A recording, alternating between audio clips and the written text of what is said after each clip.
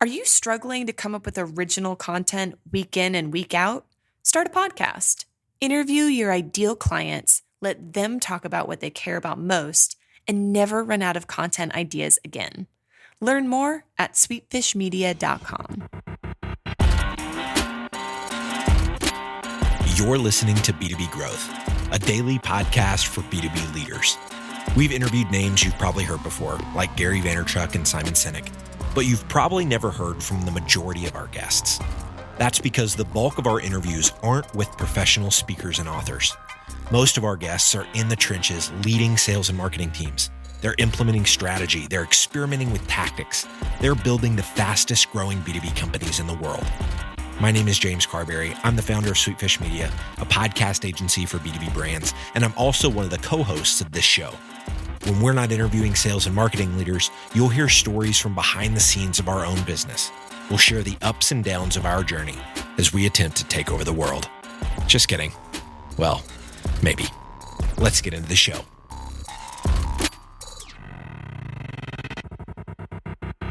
Welcome back to the B2B Growth Show. This episode is sponsored by Directive Consulting, the B2B search marketing agency. Today, we are joined by Todd Palmer. Todd is the CEO of Extraordinary Advisors. He's also the author of The Job Search Process. Todd, welcome to the show. Jonathan, it's great to be here. Thank you so much for having me. We're thrilled to connect with you. And, Todd, we're actually going to be talking today about this idea of why you should focus on margin and not revenue. And I think it's a fascinating topic. I think it's going to be tremendous content for our listeners. But before we get into that, I also did want to mention you are a six times, you and your company, 6 times on the Inc. 5000 list. And I think that's going to be actually part of today what we're talking about. So I was wondering if you could tell us a little bit more about that and everything that you and your team at Extraordinary Advisors are up to these days. Well, thank you. Yeah. Well, first of all, thank you for mentioning that. That's one of the nicest things we've ever been able to accomplish as a group. That company, Diversified Industrial Staffing, is a 6-time Inc. 5000 company. And the Inc. 5000 measurable is fast growth companies tied to revenue.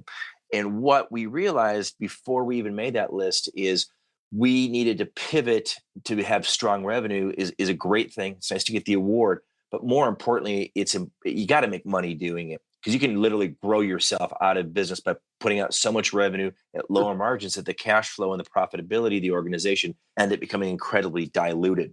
What we chose to do for the recruiting company is we were very focused at one point on being an all things to all people company. First decision we made to get away from that is what niche do we want to focus on? We found a niche where there was an increased demand and a diminished supply. What customers told us is they would pay us a higher margin if we could fill that gap in where there was an increased demand and a diminished supply. And that happened to be in the skilled trade sector for manufacturing, for machinists and welders, people like that. And it allowed us to then go and really grow the business in a profitable way because in the culture of the company became about the margin.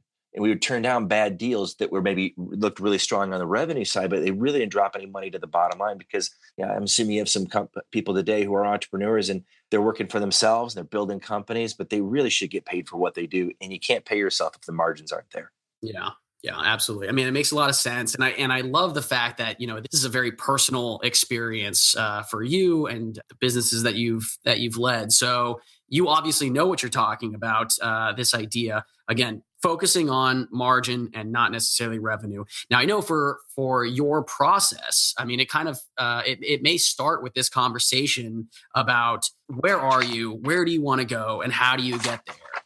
And this is all tied to the idea of margin. So maybe you can tell us a little bit more about that. Well, yeah, and that's what we do at Extraordinary Advisors when we take on a new client engagement. That's some of the first questions we ask them is, where are you currently at? What's your planning process? What are your margins? What's your financial overview? What is your human capital review? We go through all those pieces so that we can really help the entrepreneur or the leadership team make more money because that's really why they're in business. Because if they make more money, they're able to be more profitable. They can share more with their teams. They can share more with their families. I certainly don't subscribe that you should work yourself to death. I almost did that and it almost cost me my business. So Oh, I man. don't subscribe to that. But if you are going to work an hour in the day, make it a very profitable hour. Focus on where can you get more margin. Is it adjusting a percentage to a point on your pricing? Is it taking a look at your cost structure? And is there anything you can do, go back and get some discounts from vendors? What about your turn on cash? When I know, for example, one of the biggest areas we increased our margins at Diversified Industrial was our payment terms to our clients at one point were 90 days. We got those payment terms down to 14 days, and that save on cash and that attractiveness to a financial institution was huge in improving our margins as well as our turn on cash. So there's just a lot of different levers an entrepreneur can pull. Yeah, and so I mean, it's a great starting off point where you're kind of you're mapping out your route to success with this focus on margin. Now, I know one of the things you had mentioned is growing yourself out of business when you are and talking about this idea of turning down deals that it looks like it's going to be great revenue, it's not going to be great margin. Are there things that you look out for? Are there ways in which you advise other business owners to sort of to be aware of this, or things that they should look for? Like, how do they prevent themselves from growing themselves out of business? For sure. And I think that the real measurable has to be, what is your industry standard number? Every industry's got it. If you don't know it, find an association that can tell it to you, talk to professionals, find out those data points. So if you're in the tech space and the typical margin's 75%, well, then you're in a good spot. If you're in the staffing business like we are, sometimes that margin is razor thin. It's single digits. We're in the pennies business, not in the dollars business. So every penny saved can then equal a whole lot bigger impact than maybe it would be for other companies. A lot of younger entrepreneurs have to sometimes go through this growing process that companies will hire them to use them in a way that isn't in their best interest. And what I mean by that is, I've had many CPAs over the course of my 25 years in the staffing space say they love working with staffing companies. Why? Because they're an interest-free line of credit. And I say, well, tell me more about that. And they'll say, well, if I can get someone to give me 90-day, or my clients 90-day payment terms, we're going to float payroll for 100 employees for a whole quarter. And then what they're able to do is they're able to do different things with their cash. And what the staffing company doesn't realize is we're essentially being duped, because all they take a look at is some of their cost of goods sold, and they don't take into account the float on cash and how that's really a cost of goods sold if you're going to be doing those things for your clients. And they'll say, well, we're just going to leave and go to a different firm. We're going to take the business away. And the owner of the staffing company say, wow, I'm losing a $3 million client. Well, really, in that $3 million client, what are you making to the bottom line? And if you do a real tight fiscal analysis to that, for $3 million in billing, I'm making $75,000. That's Yeah. the risk reward is way out of whack.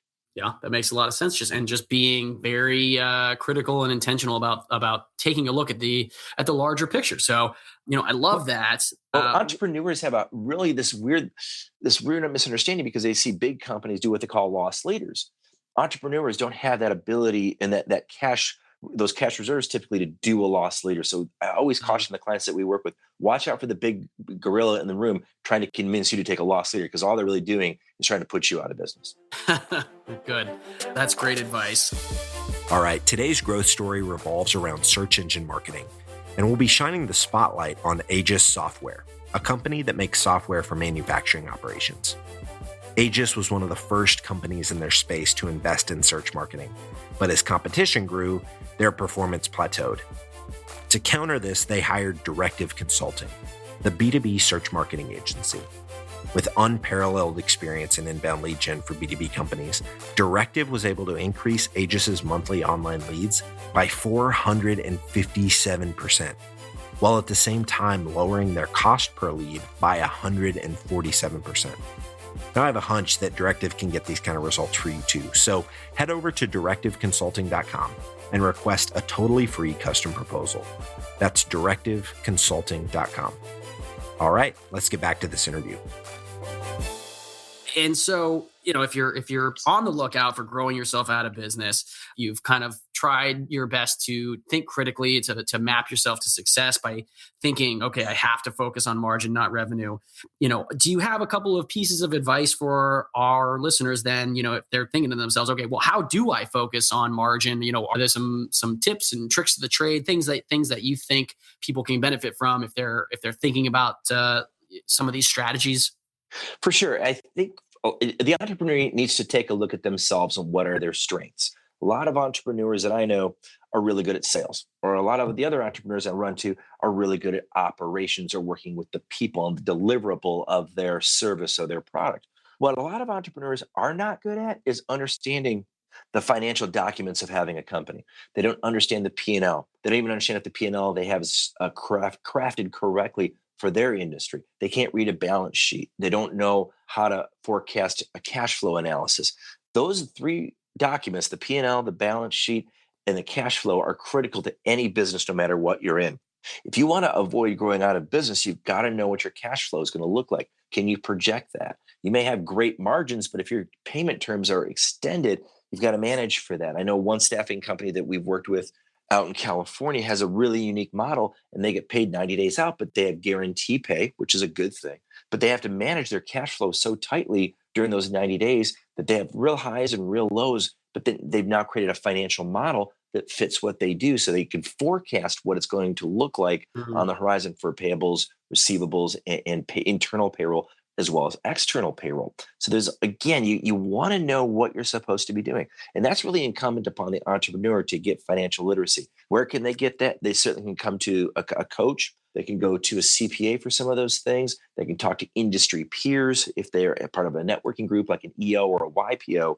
At the end of the day, though, a lot of entrepreneurs don't realize what they don't know, and what they don't know typically ties around the finances. Yeah. All right. Well, Todd, obviously this is just your area of expertise, and you've seen incredible success with Extraordinary Advisors, with the businesses that you've obviously led to the Inc. 5000 list, which is an incredible accomplishment.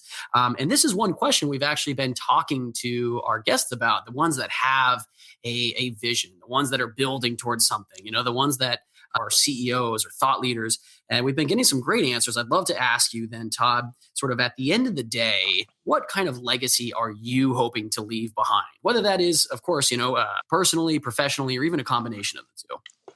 I think that, Jonathan, that's an awesome question. I wish more entrepreneurs pondered that.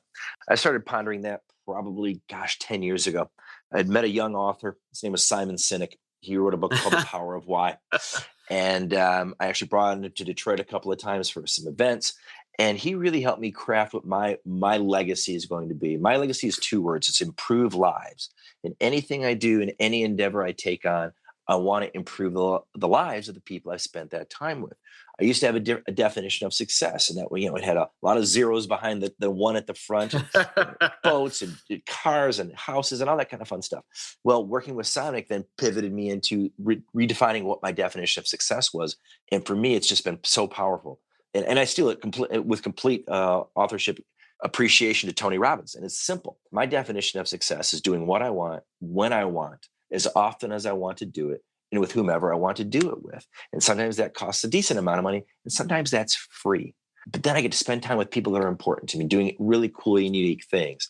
And if I do enough of that, and I connect with enough people, whether it's through my coaching business or just socially with my friends, and I can improve those lives. And when my time comes to leave this earth, they throw a big party to celebrate the things I've been able to help folks understand or do, then it's been a life well lived. Yeah, that's fantastic. I mean, it's a fantastic goal. It'll be a fantastic legacy. It feels like you are certainly well on your way to helping a lot of people. And I know that you've helped a lot of people in our audience. I mean, this has just been great content, and we really appreciate your expertise. Now, Todd, obviously, this idea is larger, bigger, more complicated, more complex than we could ever get into in the time that we have together. So if any of our listeners are interested in following up with you about today's topic, they want to connect with you, they want to find out more about Extraordinary Advisors, what's the best way for them to go about doing that?